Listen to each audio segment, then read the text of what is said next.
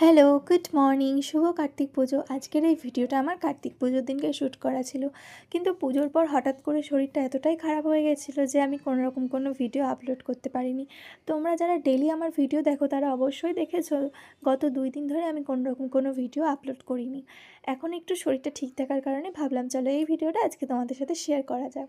তো সকাল সকাল সুন্দর করে স্নান টান করে ঠাকুর পুজোর সমস্ত কিছু গোছগাছ করে চলে এসেছি নিজের রুমে সুন্দর করে নিজেকে একটু সাজাতে। তো গত 3.5 বছর আমার বিয়ে হয়েছে, কিন্তু এই বছর প্রথম আমাদের বাড়িতে কার্তিক পড়েছে। তো বাবা কার্তিক আসার কারণে আমি ভেবেই রেখেছিলাম নিজের ছেলের পুজোতে নিজেকে সুন্দর করে বনেদি বাড়ির মতো করে সাজাবো।